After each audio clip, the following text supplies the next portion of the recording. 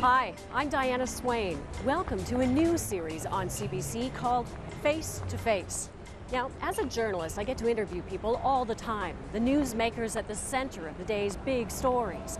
But those interviews can be quick and in the heat of the moment. Sometimes you'd like to sit down with them a little bit longer. Like the Canadian guy that some people are comparing to Frank Sinatra and Dean Martin, those sharp-dressed icons with the bad boy swagger. Now, a few years ago, nobody was giving this guy the time of day. Now, he's one of the hottest acts in the world. That's why I just had to meet Michael Buble, face to face. It's a new dawn. He said, "You're on my radar." It's a new day. He said, "I'm never going to sign you." It's a new light He said, "Now get out." for me.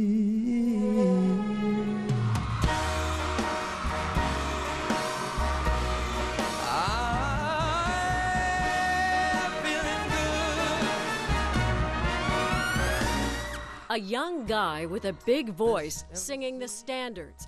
Michael Buble is defying critics who said that combination just couldn't cut it in today's music business.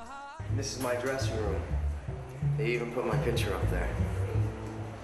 I'm smooth, I know it. Oh God. Now he's sold millions, made millions. The pin-up in the expensive suit.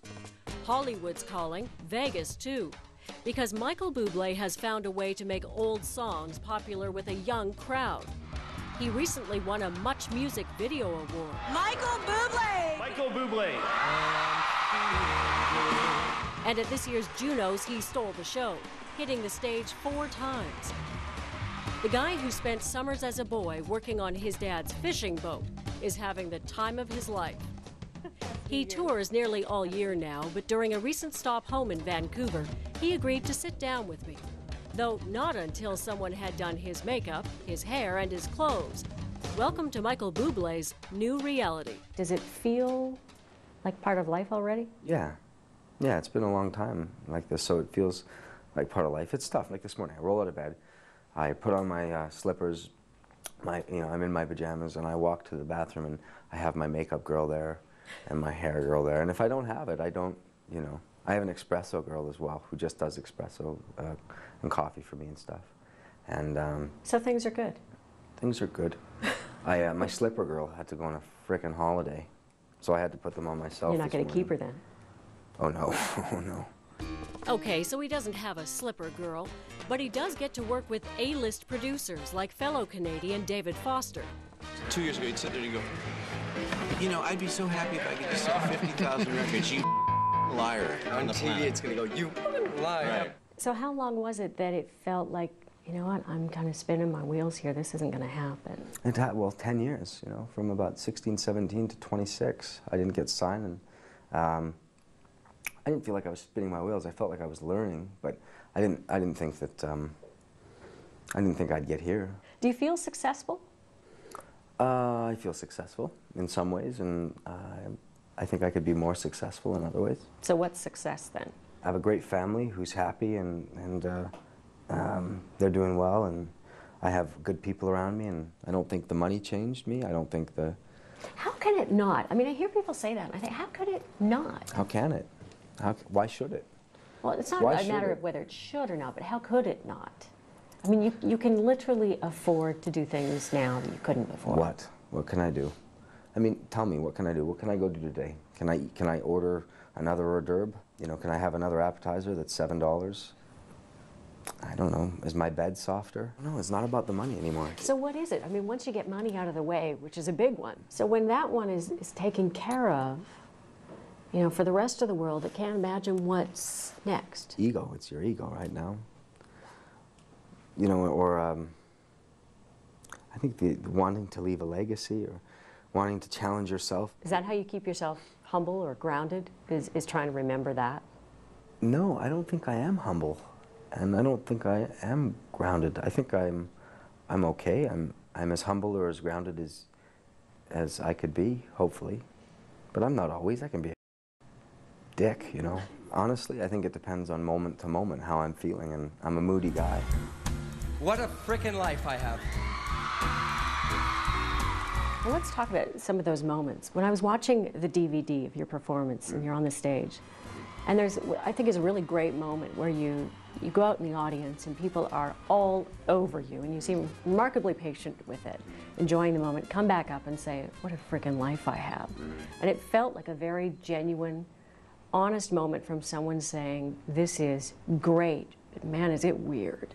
Yeah, I think that the most honest that I am is when I'm on stage. I think that's when I can afford myself to be myself. I can allow myself to be myself, and I don't know why that is. I think maybe God gave me some lovely gift where when I get on stage I can turn off a switch. When I'm on stage I can't hide. You know, it's me out there.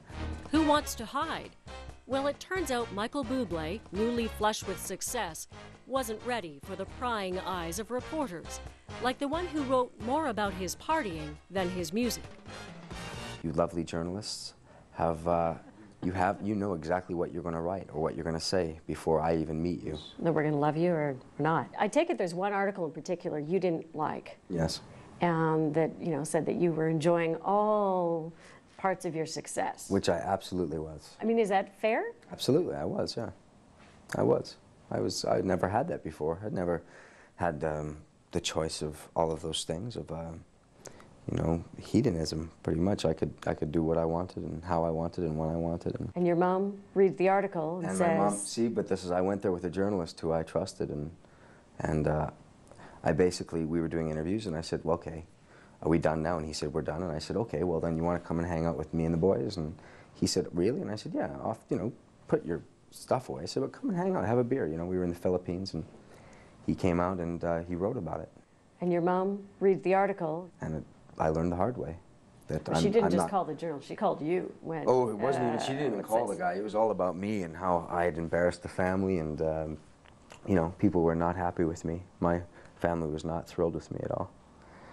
So I guess I just started to get really guarded, and I still do the same things, some of the same things I was doing, you just don't do them publicly or with journalists. So I guess we won't be going for drinks after the interview. In fact, Buble has taken to calling up journalists who tick him off. Like the woman who recently suggested his new girlfriend, British actress Emily Blunt, was only a prop. I just read an interview about my much discussed sexuality. And the interview started and it said, you know, I watched the show last night, and she said, he's not left it open for anyone to guess. You know, basically, Michael is flaming. And I read it and I thought, what the hell did I do on stage, you know? And so I picked up the phone and I called this woman. And I said, hi, it's Michael Buble. And she said, oh, hello. And I said, can you do me a favor? I said, you got to talk to my girlfriend. I said, because you've really, she's worried that she's dating a gay man who won't come out of the closet. And so my girlfriend got on the phone with her, and she said, you know, did you think Michael was gay in the show? And she said, well, no. She said, I didn't think he was. She said, but you know, everyone in the office, in the newsroom, before I left, of course, she said, I told all these guy friends of mine that I was going to see the show, and they said, oh, you know, he's gay.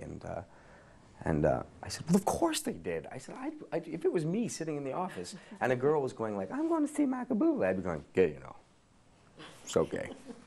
And, but it's funny, you know, like she had the idea before she ever saw the show, before she talked to me, you know, this is what she was going to write about. He laughs that one off. But Buble is clearly upset by critics who suggest his success is due more to novelty than talent. When they start to use my name as a metaphor? As a metaphor as to what is sucking, then, you know, then I'm going to call you. When somebody in the Canadian media calls me a wanker, or says that the stuff that I have, the stuff, you know, that my record should be thrown into the Queasy bin with Norah Jones and Diana Krall or something like that, I take it really personally, and I end up calling these people and, you know, asking if they want to fight, or, you know, or telling them just to shut up. I gotta be cool, baby, relax.